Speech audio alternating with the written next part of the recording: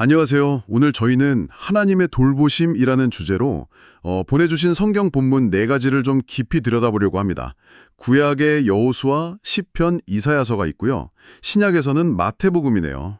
이 구절들 속에서 하나님의 돌보심이 구체적으로 어떤 모습인지 그 핵심을 좀 파악해보는 게 오늘 저희 목표입니다. 살다 보면 가끔 외롭거나 좀 불안할 때가 있잖아요. 그럴 때 이런 돌보심 이야기가 마음에 와닿을 수 있을 것 같아요. 자, 그럼 바로 한번 시작해 볼까요? 첫 번째 자료 여호수아 6장인데요. 그 유명한 여리고성 이야기죠. 이스라엘 백성이 하나님 말씀대로 성을 돌고 외쳤더니 그 단단하던 성벽이 그냥 무너졌다는 그런 내용입니다. 여기서 하나님의 돌보심, 이건 어떻게 봐야 할까요? 네, 이건 아주 뭐랄까 실질적인 돌보심이죠. 생각해보면 광야 생활을 막 끝낸 백성들에게 제일 필요했던 게 뭘까요? 바로 안정적인 거주지였거든요. 하나님께서는 그 여리고성, 정말 불가능해 보였던 그 성을 정복하게 하시면서 그들의 삶의 터전을 마련해 주신 거예요. 아, 터전이요? 정말 생존에 직결된 문제였겠네요. 그렇죠. 그냥 마음의 위로, 이런 차원을 넘어서는 아주 구체적인 삶의 기반을 세워주신 돌보심이라고 할 수 있습니다. 네, 정말 그 공동체 전체를 위한 어떤 역사적인 큰 그림에서의 돌보심이군요. 그런데 하나님의 돌보심이 항상 이렇게 좀 거시적이고 물리적인 형태로만 나타나는 건 아니겠죠? 물론입니다. 아주 좋은 지적이세요. 개인과의 관계 속에서의 돌보심, 그건 또 다른 모습으로 나타나거든요. 관계 속에서의 돌보심이요? 네. 바로 그 부분을 시편 135편과 136편이 잘 보여줍니다. 시편 135편 4절을 보면 하나님께서 이스라엘을 자기의 특별한 소유로 삼으셨다고 딱 선언하세요. 자기의 특별한 소유. 아, 네, 이게 그냥 여러 민족 중에 하나를 골랐다, 이런 의미를 넘어서는 거죠. 당신이라는 존재 자체를 하나님께서 굉장히 소중하게, 특별하게 여기신다는 뜻이에요. 나 한 사람 한 사람을 그렇게 특별하게 생각하신다는 거군요. 맞습니다. 그리고 시편 136편을 보면 더 확실해지는데요. 모든 구절마다 그 인자하심이 영원함이로다. 이게 계속 반복되잖아요. 네네, 그렇죠. 이건 하나님의 사랑과 그 돌보심이 절대 변하지 않는다. 영원하다는 걸 계속해서 강조하는 거예요. 그러니까 당신을 아주 특별하게 여기고 또 변함없이 사랑으로 돌보신다는 것.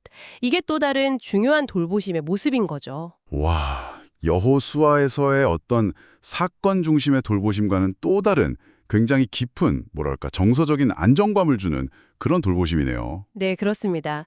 관계적인 측면이죠. 그러면요, 현재 겪는 어려움이나 아니면 미래에 대한 불안감, 이런 상황 속에서는 하나님의 돌보심을 어떻게 찾아볼 수 있을까요? 그 부분에 대해서는 이사야 66장이 또 중요한 이야기를 해줍니다.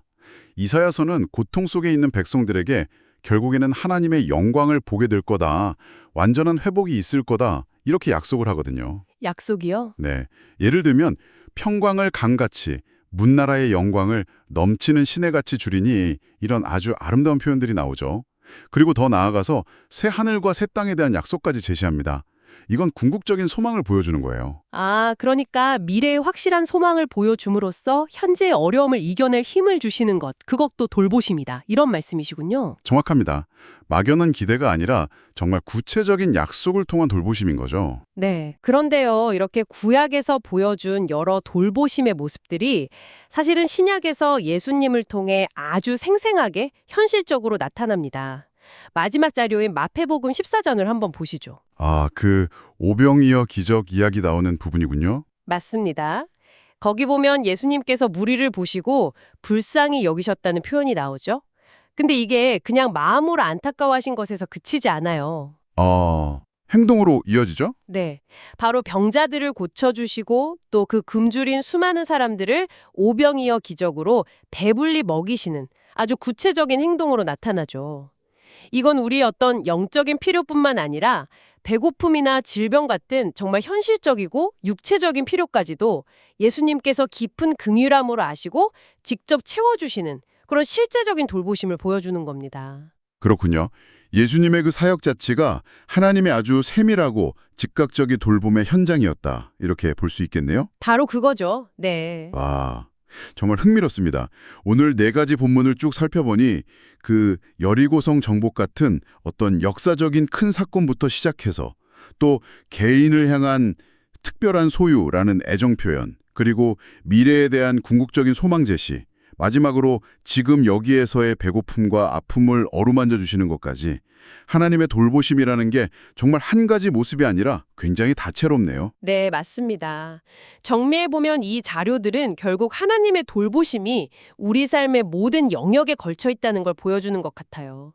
그러니까 과거의 역사, 여호수아, 그리고 현재의 관계, 시편, 또 미래에 대한 소망, 이사야, 그리고 지금 이 순간의 구체적인 필요, 마태복음까지 다 아우르는 거죠.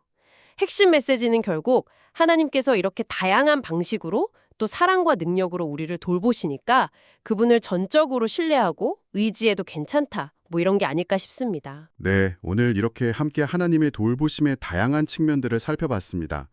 마지막으로 이 방송을 듣고 계신 여러분께 한번 이런 질문을 드려보고 싶어요. 오늘 이야기 나눈 것처럼 이렇게 다양한 모습의 돌보심이 존재한다는 것을 아는 것이 앞으로 여러분이 혹시 마주하게 될 어떤 어려움이나 또 도움이 필요한 그런 순간들을 헤쳐나가는 방식에 어떤 영향을 줄 수 있을까요? 잠시 한번 생각해 보시는 시간을 가져보시면 좋겠습니다.